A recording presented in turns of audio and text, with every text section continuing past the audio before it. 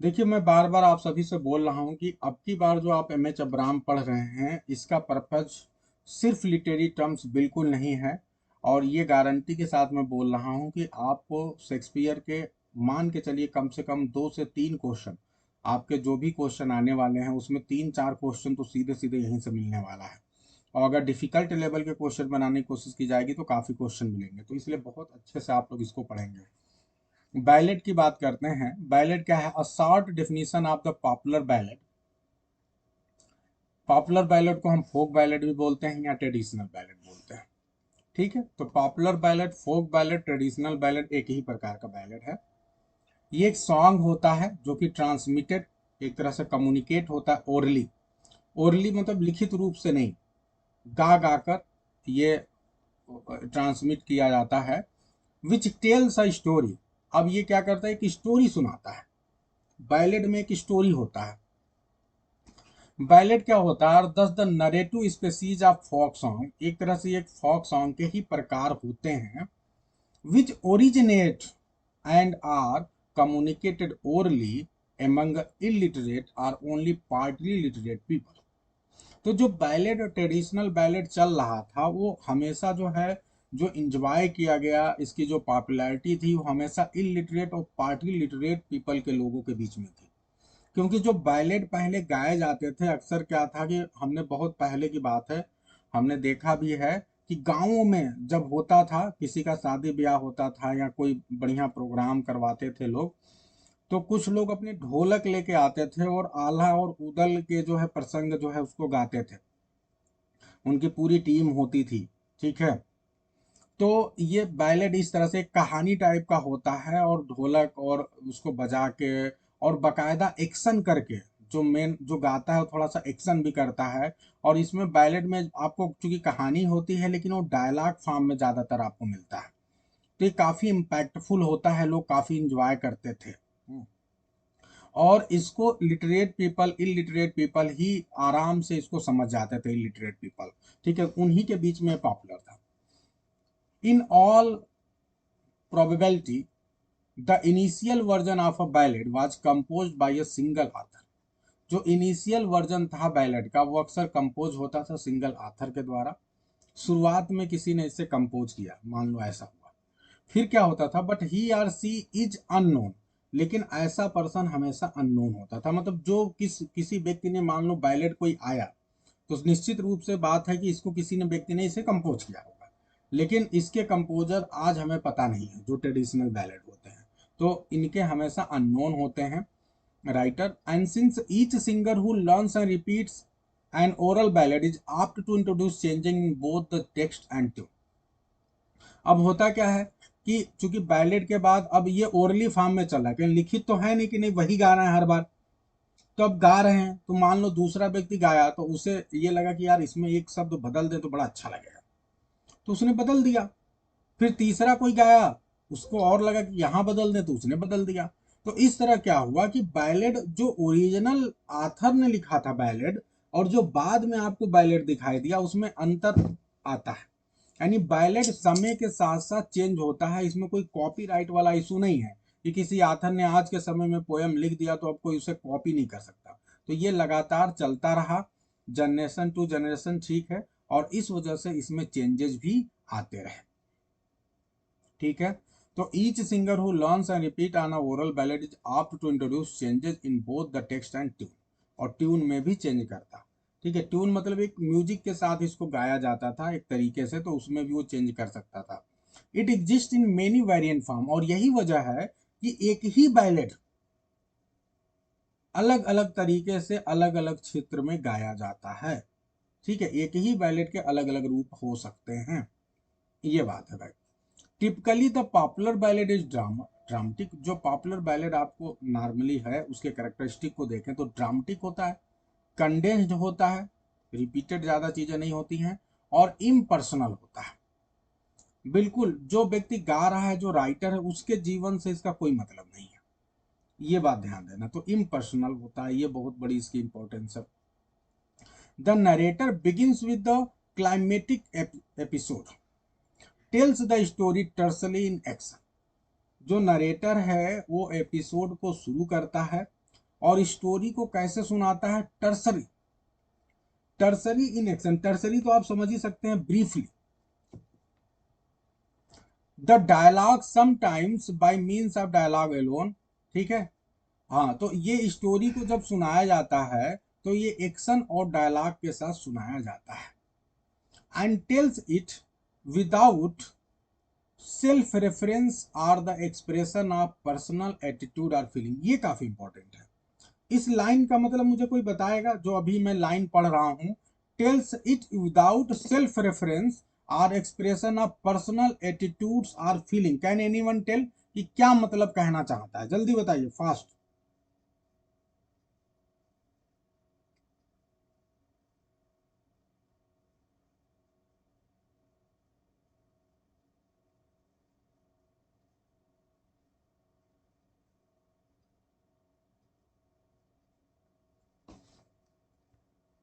अच्छा, ऑब्जेक्टिव है, ठीक है, विदाउट सेल्फ इन्वॉल्वमेंट, बिल्कुल सही स्मिता। तो ये जो सेल्फ रेफरेंस की बात हो रही कि कोई सेल्फ रेफरेंस नहीं आएगा, या फिर कोई ऐसा एक्सप्रेशन नहीं आएगा जो कि पर्सनल एटीट्यूड या फीलिंग को दिखाता है, ठीक है। अपना अपने को नहीं घुसाना है भैया इसमें, बिल्कुल भी। इसीलिए तो इसे इम्पर्सनल बोला जाता है। और यहाँ पे एक वर्ड है क्लाइमैक्टिक, ये प्यारा वर्ड है। क्लाइमैक्टिक एपिसोड का मतलब क्या हुआ कि ये जो एपिसोड है वो सीरीज ऑफ एपिसोड चलेगा, सीरीज ऑफ इवेंट्स। तो इस तरह से आप देख रहे हैं कि नरेटर स्टोरी को शुरू करेगा और एक एपिसोड को उठाएगा, ठीक है, जो कि सीरीज में लगातार चलता रहेगा। एपिसोड कैसा है, वो सीरीज वाला है कि एक शुरू हुआ फिर उसके बाद आगे ऐसे सीरीज में चलता जाएगा। और स्टोरी को बहुत ही ब्रीफली एक्शन और डायलॉग के साथ सुनाया जाता है। कई बार एक्शन ना भी करें लेकिन डायलॉग जरूरी है। And tells is without self reference और एक्सप्रेशन ऑफ पर्सनल एटीट्यूड और फीलिंग, और कोई भी अपनी पर्सनल फीलिंग को उसमें इन्वॉल्व नहीं करना है। तो ये आपने देखा कि एम एच अब्राम जी बता रहे हैं, इसको बहुत ध्यान समझना है। और आगे बढ़ते हैं। अब ये वाला स्टैंजा बहुत इंपॉर्टेंट है। हालांकि जब हम स्टैंजा फॉर्म पढ़ रहे थे तो वहां पे इस चीज को कर चुके हैं, तो एक तरह से आपके लिए डबल रिवीजन हो रहा है कि the most common stanza form, जो स्टैंजा फॉर्म बैलेट के लिए यूज किया जाता है उसे हम बैलेट स्टैंजा बोलते हैं। और ये अक्सर क्वार्टरेन होता है, यानी 4 लाइन की स्टैंजा होती है। और इसकी विशेषता क्या होती है कि in the alternate 4 and 3 lines, ठीक है, 4 and 3 लाइन आपको मिलती है। Usually only the second and fourth line rhyme. मतलब ये 4 and 3 लाइन का मतलब क्या हुआ, टेट्रामीटर एंड ट्राईमीटर में मिलता है। किस में मिलता है, ये जो बायलेट स्टैंजा है या तो टेट्रामीटर में होगा या फिर ट्राईमीटर, मतलब ये दोनों मिलते हैं आपको मिलके, आपको अच्छे से बताया गया। तो टेट्रामीटर और ट्राईमीटर से मिला होता है क्वार्टरेन, ठीक है। अब वो फुट कोई भी यूज हो सकता है। इसके अलावा second and fourth stanza rhyme करते हैं। तो अगर देखा जाए second and fourth stanza rhyme करने का मतलब ए बी सी बी होगा। तो अक्सर इसका जो राइम स्कीम आपसे पूछा जाए एग्जाम में, तो आप क्या बताओगे, ए बी सी बी। सी एकदम रट लो, ये सारे क्वेश्चन आपके एग्जाम में बार बार आए हुए हैं। और बहुत डीपर लेवल पे कनेक्ट करने का मतलब यही कि अब आप आंख भी बंद हो जाए तब भी क्वेश्चन का आंसर गलत ना हो। तो second and fourth stanza repeat होते हैं। और अक्सर देखा जाए तो इसमें एक और विशेषता आपने क्या देखा कि इसमें जो स्टैंजा जो आपका मीटर आता है वो ट्राई मीटर या टेट्रा मीटर आता है। ये अपने दिमाग में बैठा लो। अब क्या है, this is the form of sir Patrick Spence, ठीक है। एक यहाँ पे ये बैलेड है, उसका एग्जाम्पल दे रहे हैं। और यहाँ ये बताने की कोशिश कर रहे हैं द पैट्रिक स्पेंस एक बैलेड है। The first stanza also exemplifies abrupt opening, जो कि अभी ऊपर नहीं दिया था। तो इसमें एक और भी दिखता है कि जो पहला स्टैंजा होगा वो अचानक आपको बीच से दिखाई पड़ेगा। मतलब ऐसा नहीं कि कहानी एकदम शुरू में, जैसे हम कहानी सुनते थे पहले और जो लाइन आती थी कि देयर वाज अ किंग, ठीक है, ऐसा नहीं है। यहाँ पे कहानी शुरू से नहीं शुरू होगी, कहीं मिडिल में शुरू होगी जब सारी चीजें घट चुकी होंगी तब। अब देखते हैं भैया, एब्रप्ट ओपनिंग होगी and the manner of proceeding, जो आगे कोर्स होगा पोइट्री का, जो बैलेट का कोर्स होगा जो चलेगा, बाय थर्ड पर्सन नरेशन।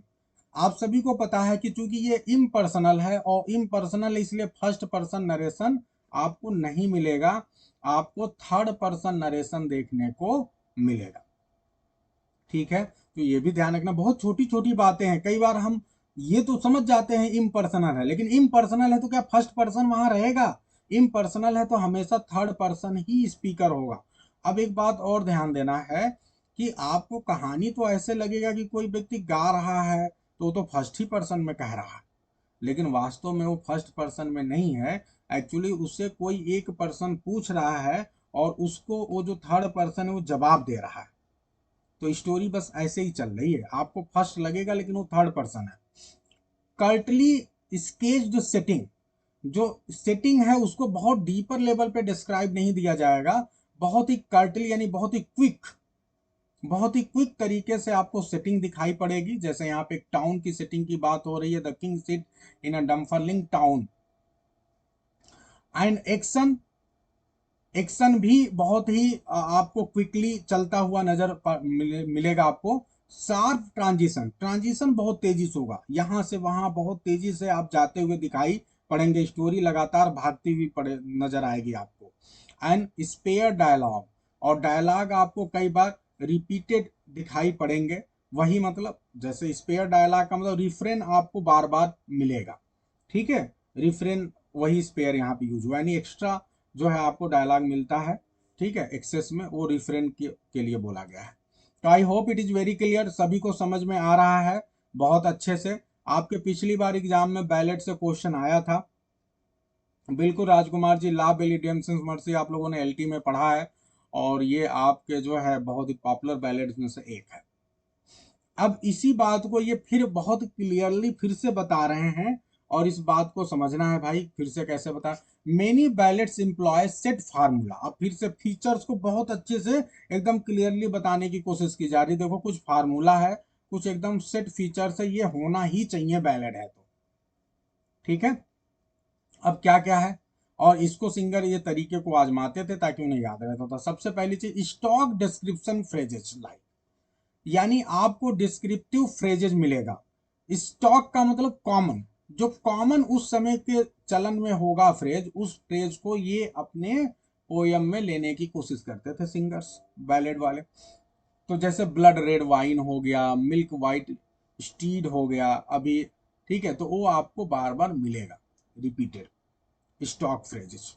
दूसरा आपको क्या मिलेगा, a refrain in each stanza, हर स्टैंजा में आपको रिफ्रेन मिलेगा, चाहे वो वर्ड का हो, चाहे वो पोएम की एक लाइन हो, और चाहे वो ग्रुप ऑफ लाइन्स हो। तीन चीजें हम ऑलरेडी रिफ्रेन के डेफिनेशन में पढ़ चुके हैं।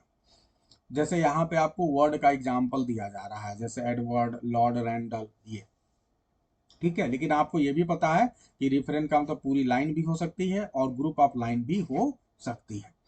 अब उसके बाद तीसरी बात बड़ी इंपॉर्टेंट है, इंक्रीमेंटल रिपीटेशन मिलेगा। अब ये इंक्रीमेंटल रिपीटेशन क्या होता है भाई? इन विच अ लाइन और स्टैंजा इज रिपीटेड, जिसमें आपको कोई लाइन या स्टैंजा रिपीटेड तो मिलेगा, but with an addition that advances the story. बहुत इंपॉर्टेंट बात बता रहा है, यानी आपको इंक्रीमेंटल रिपीटिशन यानी रिफ्रेन आपको मिलेगा, वर्ड वाला रिफ्रेन आपने देख लिया। इसके अलावा आपको लाइन या पूरी पूरी दो दो लाइन के ग्रुप का आपको रिपीटिशन मिल सकता है, लेकिन उस रिपीटिशन की विशेषता क्या होगी कि थोड़ा सा कुछ एडिशन मिलेगा। यही बात समझना है कि एकदम पूरा पूरा सीधे सीधे डायरेक्ट रिपीट नहीं हो जा रहा है, with some small crucial alteration, ठीक है। आप इसको दूसरी लैंग्वेज में लिखने चाहते हैं तो एक दूसरी बुक मेरे पास है, पालग्रेव का की कॉन्सेप्ट है लिटरेरी टर्म्स एंड क्रिटिसिज्म का, इसमें ये लिखा हुआ, ये ऐसे लिख सकते हैं कि ये कहना क्या चाहते हैं। इंक्रीमेंटल स्टैंजा का मतलब हुआ, तो आप ये कह सकते हैं with some small but crucial crucial alteration at as the line is repeated, as the line is repeated। Note कर लिया आपने, यानी जब लाइन रिपीट होगी तो आपको थोड़ा सा बहुत इंपॉर्टेंट आपको अल्टरेशन दिखेगा, हर लाइन रिपीट होगी तब। और ये जो अल्टरेशन है ये कहीं ना कहीं, अब एम एच अब्राम ऐड होंगे, ये अल्टरेशन कहीं ना कहीं स्टोरी को एडवांस करती है, उसे और आगे लेके जाती है हर बार। ये चीज हुआ भाई। सभी को समझ में आ रहा है कि नहीं? Is it clear to everyone? बताइए, आनंद आ रहा है कि नहीं? एकदम समझ में आ रहा है कि नहीं? डीपर से डीपर लेवल पे बताने की कोशिश कर रहा हूँ। एमएच अब्राहम में जो लिखा है उससे भी ऊपर लेके जा रहा हूँ, ताकि आप हर एक चीज को समझें। एमएच अब्राहम तो लिख के चले गए, वो सोचते हैं हमारा भाई बच्चा जब पढ़ेगा तो समझ लेगा। अरे उसको समझाने के लिए दूसरी बुक का हेल्प लेना पड़ता है, ताकि वो चीज कहना क्या चाहता है वो समझ में आए आपको। ठीक है, तो ये है।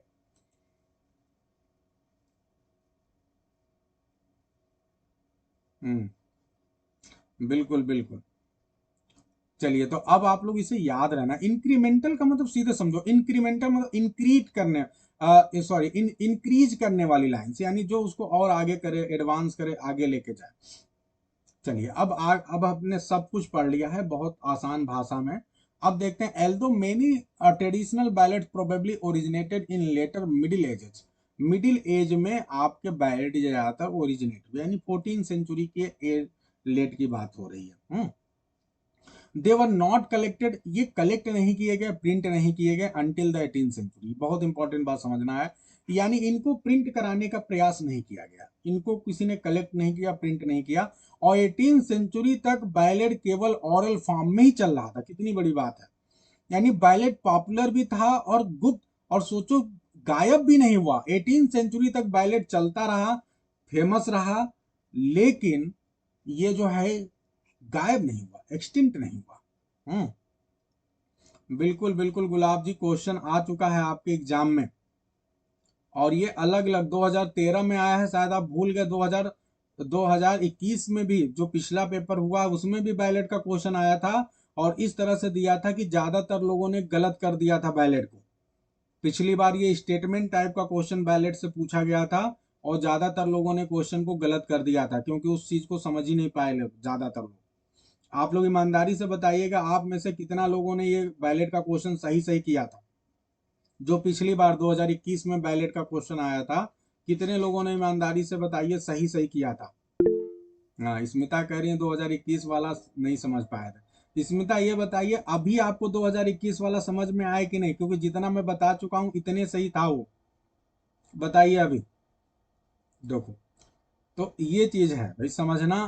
अब आपका आ चुका है एग्जाम है, तो अब तो आपको बिल्कुल, अब जब दोबारा पढ़ रहे हैं तो एकदम बेहतरीन तरीके से करना है।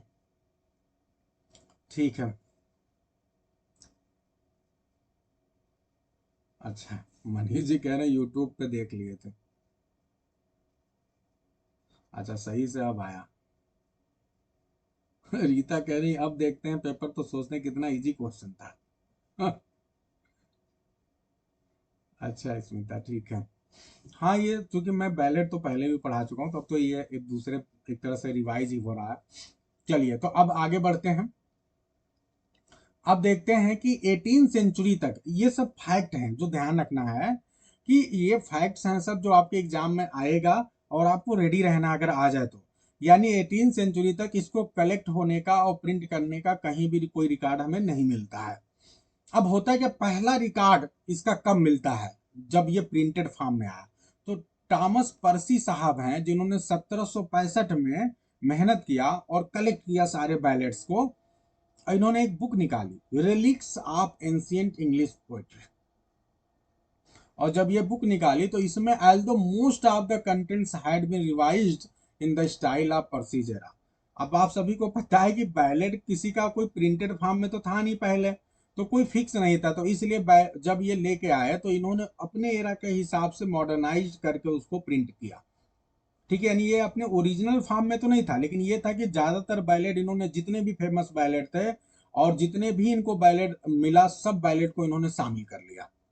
And did much to inaugurate, और इस वजह से क्या हुआ, जब इन्होंने इसे लॉन्च किया 1765 में, तो इन्होंने एक तरह से इनाग्रेट कर दिया widespread interest in folk literature. और तब एक बहुत बड़े पैमाने पे लोगों का इंटरेस्ट फिर से जागृत हो गया फोक लिटरेचर में, क्योंकि बैलेड वास्तव में अपने आप में बहुत ही इंटरेस्टिंग थे और बहुत ही इन्फ्लुएंशियल थे, लोगों को अट्रैक्ट करते थे, पढ़ने में अच्छा लगता था, म्यूजिक भी उसमें रहता था, एक्शन के साथ, डायलॉग के साथ गाइए तो फिर आनंद ही आ जाए। तो लोगों ने एक तरह से बैलेड में फिर से इंटरेस्ट लेना शुरू हो कर दिया, क्योंकि अब उनको एक बहुत ढेर सारे बैलेट उनके सामने आ गए थे जिनको वो यूज कर सकते थे। ठीक है, अब ध्यान दें तो ये थॉमस पर्सी साहब को बिल्कुल मत भूलिएगा, चाहे जो एग्जाम हो, टीजीटी पीजीटी, ये बहुत मायने रखते हैं। सोचो कि क्योंकि ये पूरे पोयम के एक विधा को फिर से रिवाइव करते हैं, इनको रिवाइव करने का श्रेय जाता है। इसीलिए टीएस इलियट साहब को हम क्यों नहीं बोलते हैं, क्योंकि मेटाफिजिकल पोइट्री जो लोगों ने भुला दी थी, जिसको लोग पसंद नहीं कर रहे थे, उसको रिवाइव करने का श्रेय टीएस इलियट साहब को जाता है। हालांकि वो, आप नहीं कह सकते कि 100% वो सही थे जो बात उन्होंने तर्क दिया था, लेकिन हाँ ये है कि रिवाइव करने का श्रेय उनको जाता है, इसलिए हम भूलते नहीं है। जब मेटाफिजिकल पोइट्री की बात आती है तो हम टी एस इलियट साहब को याद रखते हैं। इसी प्रकार से जब भी बैलेट की बात आएगी, क्या आप थॉमस पर्सी साहब को भूल सकते हैं? बिल्कुल नहीं भूल सकते। थॉमस पर्सी साहब वो पर्सन है जिन्होंने बैलेट को रिवाइव किया, और इन्हीं की वजह से जब आपको रोमांटिक एज में इतने बेहतरीन बैलेट दिखाई पड़ते हैं, तो कहीं ना कहीं आप उसका पूरा श्रेय जो है थॉमस पर्सी साहब को दे सकते हो। अगर इन्होंने प्रिंटेड फॉर्म में न निकाला होता तो शायद ये आपको रोमांटिक पोएट्स इतने अच्छे अच्छे बैलेट लिखते हुए दिखाई न पड़ते। आगे बढ़ते हैं। The basic modern collection is Francis J English and Scottish popular ballets. एक फ्रांसिस जे चाइल्ड हैं, इन्होंने भी एक बुक निकाली 1882 से लेकर 98 के बीच में, और ये बहुत ही फेमस है, English and Scottish popular ballets. और ये जो बैलेट है इसमें कितने थे, इस बुक में 305 बैलेट थे। ठीक है, तो ये भी काफी इंपॉर्टेंट है, ये पूछा जा सकता है कि how many ballads were there. ठीक है, तो ये भी है। आगे बात करते हैं, एक और बड़े राइटर हैं, बर्ट्रैंड एच ब्रॉनसन। इन्होंने एडिट किया the traditional tunes of the child ballad, इसके 4 वॉल्यूम को इन्होंने निकाला, ये भी इंपॉर्टेंट है। तो ये तीनों बुक का नाम याद रखें, जिसमें पहले 2 इंपॉर्टेंट है और थॉमस पर्सी साहब ही सबसे ज्यादा इंपॉर्टेंट है, आने की संभावना उन्हीं की ज्यादा है, लेकिन इनको भी आप जानें। अब आगे पढ़ते हैं बैलेट के बारे में कुछ और चीजें। Popular ballads are still being sung. Popular ballad आज भी जो है गाए जाते हैं, यानी जो ट्रेडिशनल बैलेट की बात हो रही है। Collected and now the help of an electronic recorder in the British Isles and remote rural area of America. ये कह रहे हैं कि भैया ये जो बैलेट हैं ये अभी भी गाए जाते हैं, और अभी का मतलब जब ये भैया पर्सन एम एच अब्राहम साहब लिख रहे हैं, जब आज से 50-100 साल पहले की बात कर सकते हो, 50 साल। ठीक है, अब ये कह रहे हैं कि ये इतना पॉपुलर हुआ कि लोगों ने इसे इलेक्ट्रॉनिक रिकॉर्डर, टेप रिकॉर्डर में इसको रिकॉर्ड कर लिया।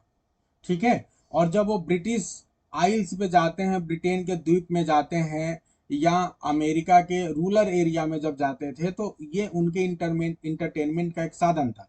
जैसे आप लोग को याद होगा, आज तो यूट्यूब का जमाना आ गया, लेकिन जब यूट्यूब का जमाना नहीं था, इंटरनेट का जमाना नहीं था, तो हम अपने इंटरटेनमेंट के लिए क्या करते थे? हम लोग अपने साथ एक टेप रिकॉर्डर रखते थे। अक्सर लोगों को आप देखोगे पुराने समय में रेडियो लेके जा घूमते रहते थे। रेडियो, हर किसी के पास रेडियो अपने आप में बहुत बड़ी चीज मानी जाती थी जब टीवी नहीं था। डीवीडी छोड़ दो, उसको कहाँ कहाँ लेके, ये तो अभी अभी का फॉर्म आया है। तो रेडियो लोगों के पास होता था। फिर उसके बाद क्या आया, एक टेप रिकॉर्डर आया। टेप रिकॉर्डर में कैसेट्स होते थे, और उस कैसेट को आप लगा के जो है रील रील उसमें होती थी, रील चलती थी, और बहुत छोटे छोटे टेप रिकॉर्डर आते थे जिसमें आप लगाइए और कोई भी रिकॉर्डिंग जो है आप सुन लीजिए। तो अक्सर क्या होता था, छोटे पे मुझे याद है कि हम लोगों ने बहुत ज़्यादा टेप रिकॉर्डर का यूज किया था कि गाने वगैरह सुनने के लिए, मूवीज वगैरह के लिए। उस समय मूवी भी पूरी पूरी रिकॉर्ड हो जाती थी, गाने पूरे रिकॉर्ड हो जाते थे। तो जो हमारे पसंद के गाने होते थे, उन गानों को हम रिकॉर्ड करवा लेते थे और उसको सुना करते थे। तो ये ट्रेंड चलता था, वो पास टाइम एक बेहतर था। तो उसी प्रकार से जो है बैलेट्स इतने पॉपुलर हुए कि लोग इनको जो है अपना जो है टेप रिकॉर्डर में रिकॉर्ड करके और ले जाते थे, दूर दूर जब जाते थे तो अपना खाली समय में इसको सुनते थे। बहुत ही बेहतरीन भाई। To the songs that early settlers brought. और ये कह रहे हैं कि ये ऐसे सॉन्ग थे जिनको अर्ली सेटलर, जैसे यहाँ पे थोड़ा सा कोलोनाइजेशन का जिक्र आ रहा है, थोड़ा समझना है। कोलोनाइजेशन को इनडायरेक्टली आप ऐसे ही समझ लो कि जब आप एक जगह से दूसरी जगह जाते हैं, आपको लंबे समय रहना है, तो आपको इंटरटेनमेंट की जरूरत है, और उस इंटरटेनमेंट के लिए आपको इन चीजों की जरूरत पड़ेगी जो आप सुनोगे।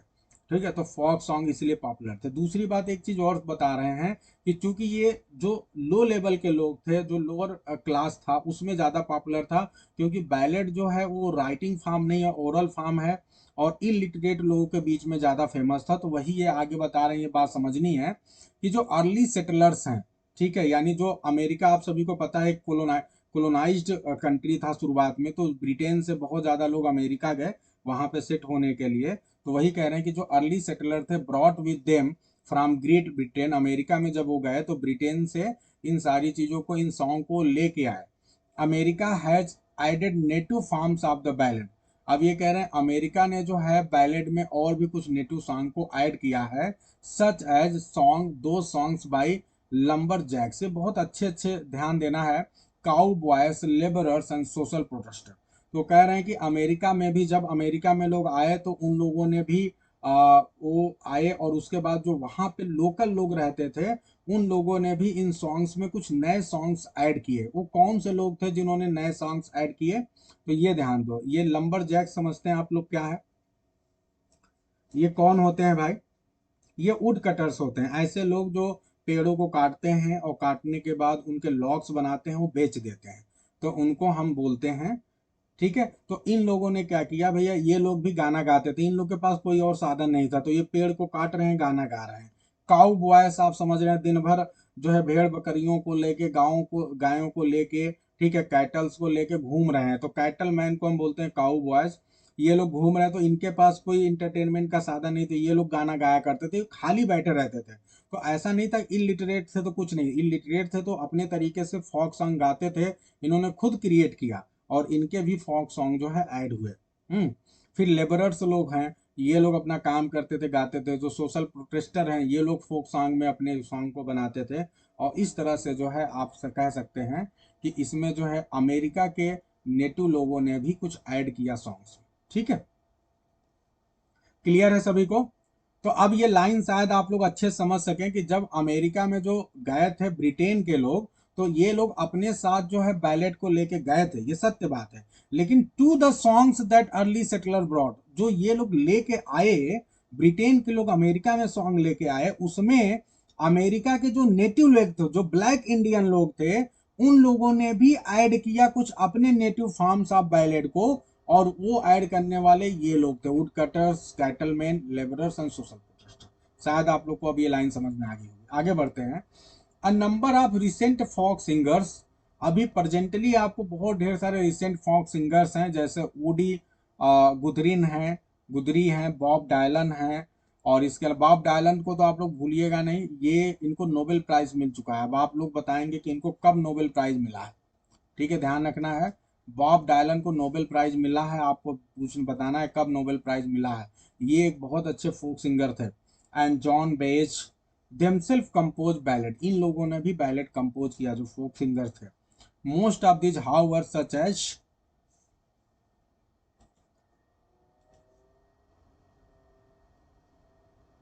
उसमें से ब्रोनी एंड क्लाइड का बैलेड एक बता रहे हैं।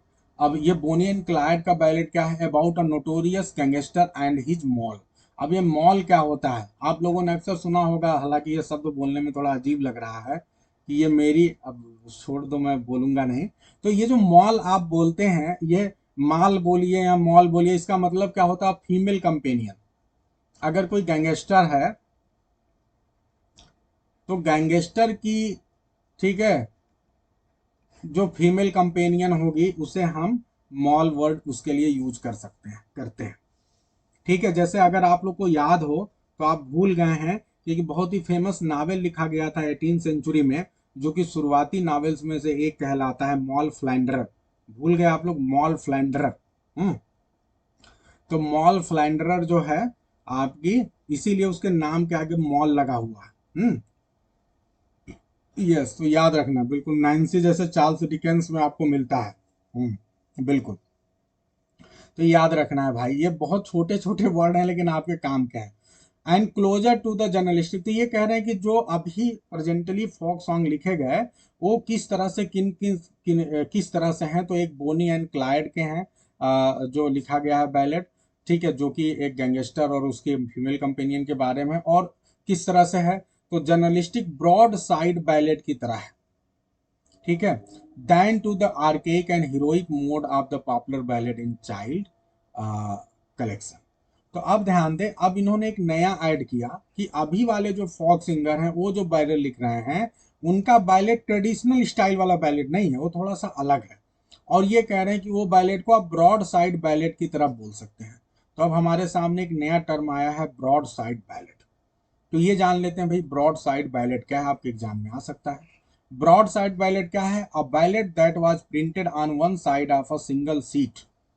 ठीक है, जब एक सिंगल सीट के एक तरफ जो है बैलेट जो छापा जाता है उसको ब्रॉड साइड बैलेट बोलते हैं। इसमें होता क्या था? Dealt with a current event or person or issue. वास्तव में ये करंट इशू या करंट पर्सन, उस समय की जो सिचुएशन चल रही है उस पे बेस करके होता था। करंट इवेंट या किसी करंट पर्सन या इशू पे बेस करके होता था। And was sung to a well known tune, और एक वेल नोन ट्यून के साथ इसे गाया जाता था। Beginning with the 16th century this broad sides were hawked, hawked मतलब सोल्ड, ये बेचा जाता था घूम घूम कर इन द स्ट्रीट और country fairs in great in Britain.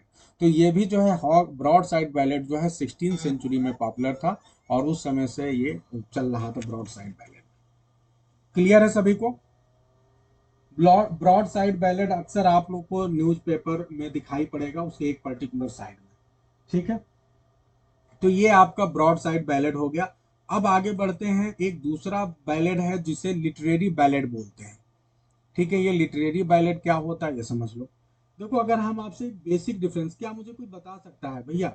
अभी हम पहले डेफिनेशन पढ़ते हैं, फिर आप लोग सोचिए, मुझे बताइए क्या बेसिक डिफरेंस आप करोगे ट्रेडिशनल बैलेट में और लिटरेरी बैलेट में।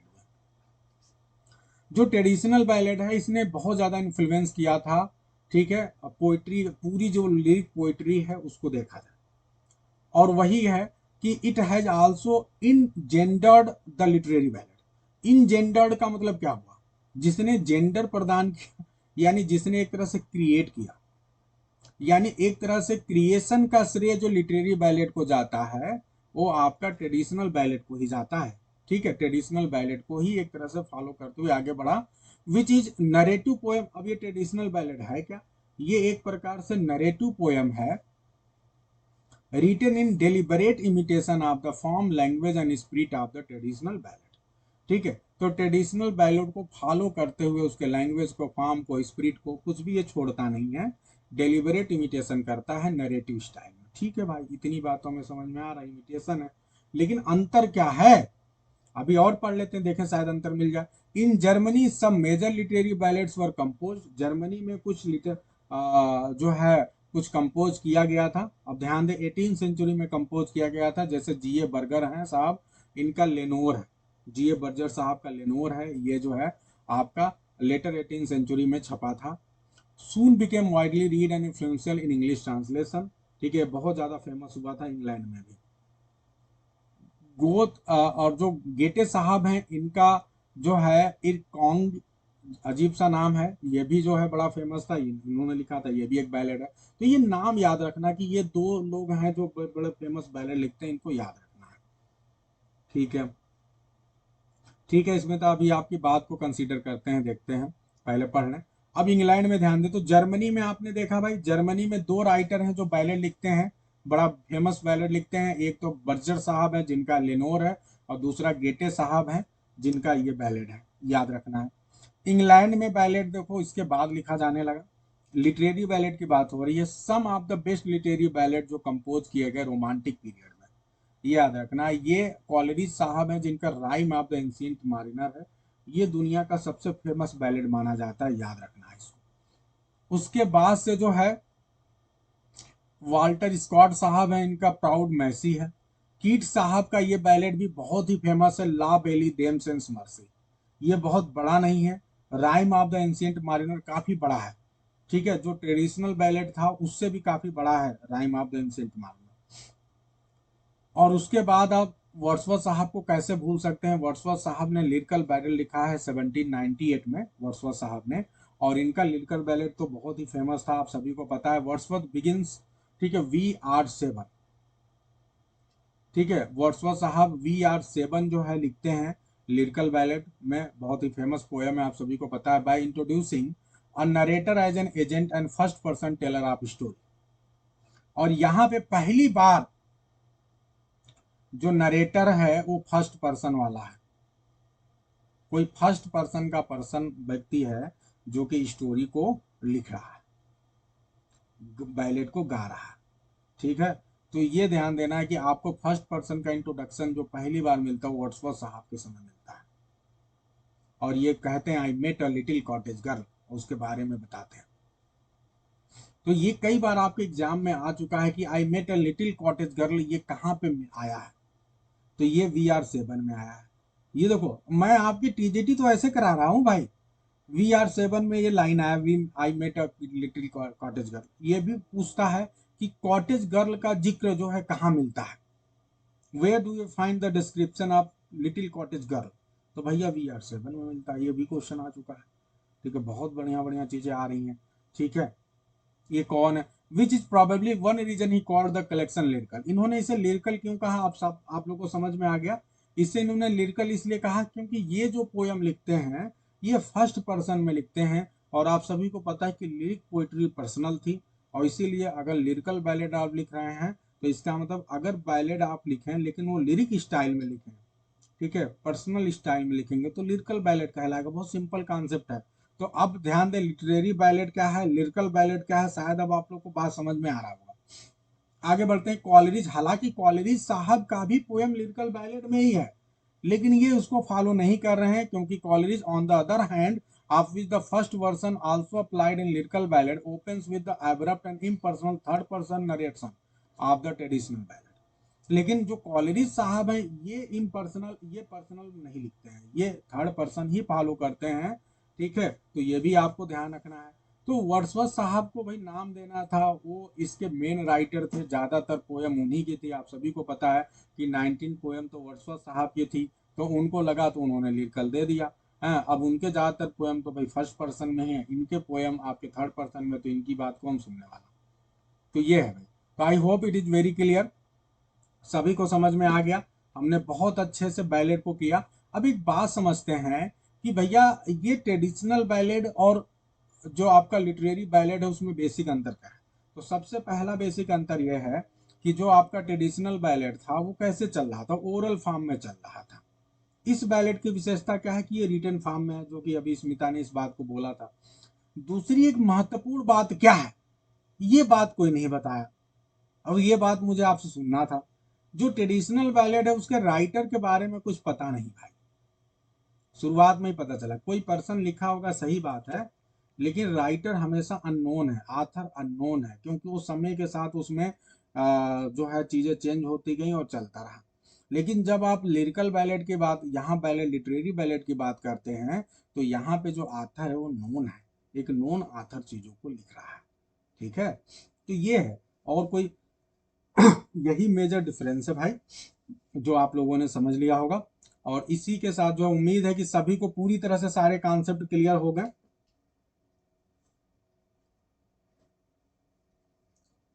क्लियर है सभी को? ठीक है, बहुत अच्छा। अच्छा, ये पुराना वाला बुक है, इसमें बाढ़ का नहीं दिया हुआ है। ठीक है, एक चीज और आप सभी को बताना था जो कि इस बुक में नहीं दिया हुआ, मैं पढ़ दे रहा हूँ। हालांकि आ, आप लोग को पता है एक वर्ड है बाढ़, जो इसी के तुरंत बाद था, जो कि इस बुक में नहीं दिया है। तो मैं आपको एक अलग पेज ले ले रहा हूँ, अगर वहाँ मैं पॉसिबल हो पा रहा है तो आपको बता दे रहा हूँ।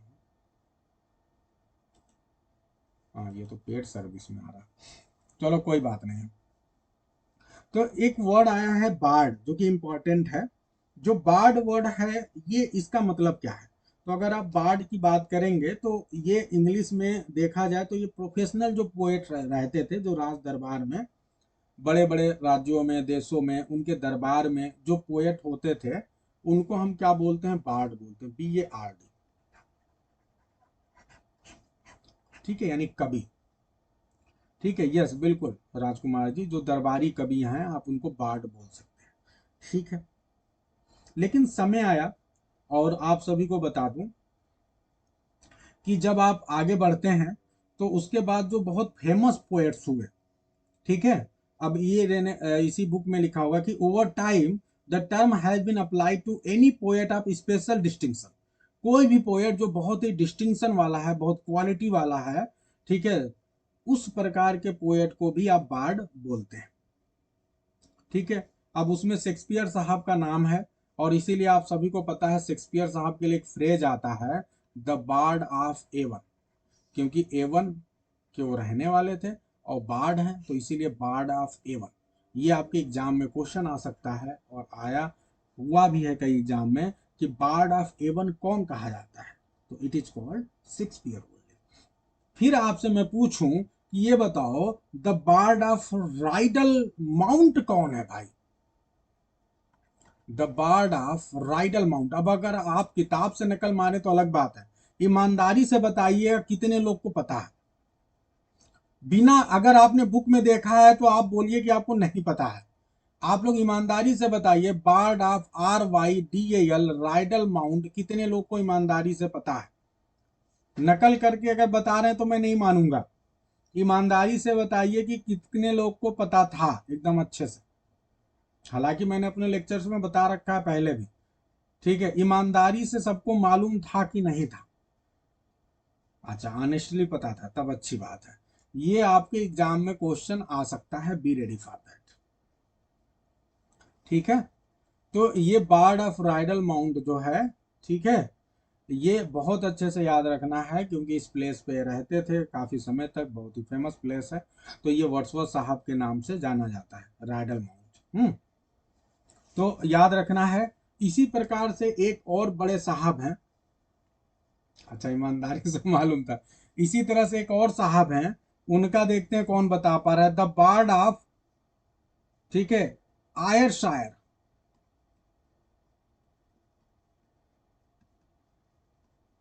ठीक है, इसके बार्ड कौन है? तो ये बुक में दिखा हुआ है रॉबर्ट बर्न साहब।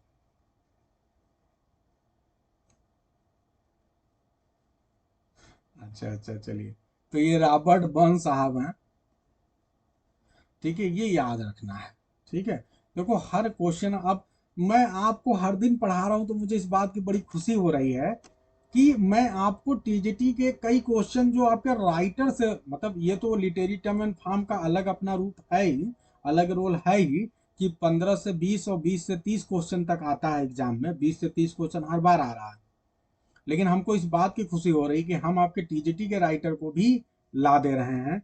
जब वर्ड्सवर्थ शेक्सपियर हर रोज आ रहे हैं, आज देखो तो आपने शेक्सपियर का ये क्वेश्चन देखा, आपने शेक्सपियर के दो क्वेश्चन देख लिए, एक तो सॉन्ग वाला देखा एज यू लाइक इट वाला, और एक ये देखा। इसके अलावा वर्ड्सवर्थ के भी आपने दो क्वेश्चन देखा, एक तो VR7 का देखा और एक ये देखा। इसके अलावा लिरिकल बैलेट को मिला लिया जाए तो तीन क्वेश्चन देखा। तो आपके टीजीटी के राइटर तो बार बार, अगर पीजीटी की बात किया जाए तो टीएस इलियट साहब आए आज, शेक्सपियर आ ही रहे हैं, टीएस इलियट आ ही रहे हैं, और इसके अलावा अभी आपने वर्ड्सवर्थ को भी देख लिया। तो हम कहीं ना कहीं आपके राइटर्स को भी इसमें बार बार शामिल कर रहे हैं। अब एक और आपसे क्वेश्चन है कि चलो बार्ड मतलब पोएट हो गया, दरबारी कवि। दूसरा मुझे आपसे ये पूछना था कि ये बार्ड नाम का कोई पोयम भी लिखा गया है क्या? किसी ने लिखा है क्या बार्ड नाम का कोई पोयम? कोई है क्या ऐसा हीरो जिसने बार्ड ही लिख दिया है पोयम? तो ये भी याद रखना, यस, द बार्ड नाम का एक पोयम है जिसे टॉमस ग्रे साहब ने लिखा है। और ये पोयम सिर्फ इसलिए नहीं पॉपुलर आपको जानना है कि ये बार्ड नाम का पोयम है, बल्कि इसलिए जानना है कि ये ओड का एक प्रकार है। पिंडारिक ओड बहुत कम राइटर, पिंडारिक ओड लिखना अपने आप में बहुत कठिन बात थी, और यही वजह था कि पिंडारिक ओड बहुत कम राइटर लिखते थे। लेकिन आपके ग्रे साहब एक बहुत ही एक्सलेंट पर्सनालिटी थे, बहुत ही बड़े क्रिएटर थे। इन्होंने एक पिंडारिक, दो पिंडारिक ओड लिखा है जिसमें से एक आपका बार्ड है, बहुत ही फेमस है, ठीक है। ये पोयम आया था 1757 में। क्लियर है? तो इसी के साथ आज की क्लास को एंड करते हैं। आप लोग एक बार दिल और मन से बताइए कि कितना आपने जो है आनंद उठाया। स्मिता कह रही है सर ईमानदारी से we are learning several layers of things in one topic. बिल्कुल वही ईमानदारी से मैं कोशिश कर रहा हूं आपको देने का। हम्म तो स्मिता ने भाई बोल दिया है, कोशिश देखो। अच्छा आप लोग देखो, आप लोग पहले पढ़े हुए हो, आपको ऐसा लग रहा है क्या कि ये जो लेक्चर मैं ले रहा हूँ ये बोरिंग है, या पहले जैसा ही है, कुछ नयापन नहीं है? मतलब ये क्लास लेने का इनडायरेक्टली मेरे पूछने का मतलब ये है कि आपको फायदा हो रहा है कि नहीं जम के? जिस उद्देश्य से आपने लिया था उस उद्देश्य में आप सफल हो रहे हैं कि नहीं। कोई गाली तो नहीं दे रहा है कि गुरुजी ये बार बार पैसा लूटते रहते हैं, 1500 रुपया फिर से लूट लिए। हाँ, ऐसा तो नहीं सोच रहे हो आप लोग। क्या आपको लग रहा है कि ये जो मैं क्लास ले रहा हूँ, ये मैं भी कुछ मेहनत कर रहा हूँ, हर बार कुछ नया लेके आ रहा हूँ आप सभी के लिए मेहनत करके।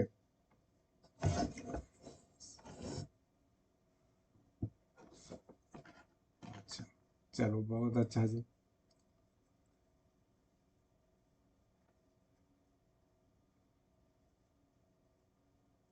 अच्छा चलिए भाई। हाँ, मुझे एक्चुअली कई लोग के बीच बीच में फीडबैक मिलते रहे हैं कि सर ये जो आप एम एच अब्राहम की क्लास चला रहे हैं निश्चित रूप से हम बहुत सीख रहे हैं। लोगों ने नेट क्वालिफाई कर लिया है। अगर आप उनसे पूछो जो आप जिस लेवल पे सीख रहे हो, तो शायद वो आपको बता ना पाए, बहुत सी चीज़ें ना बता पाए। लोगों ने रट लिया है, बार बार पढ़ लिया है। उनको पता है कि हमको एम एच अब्राहम पढ़ना ही है, नेट क्वालिफाई करना है, तो बस पढ़ते जा रहे हैं। पढ़ लिए, कई बार पढ़ लिए, लेकिन डीपर लेवल पे मीनिंग किसी को भी क्लियर नहीं है, बहुत कम लोग को। ठीक है, तो चलिए बहुत अच्छा। इसी के साथ आज की क्लास को एंड करते हैं। मिलते हैं अगली क्लास में। सभी को गुड नाइट।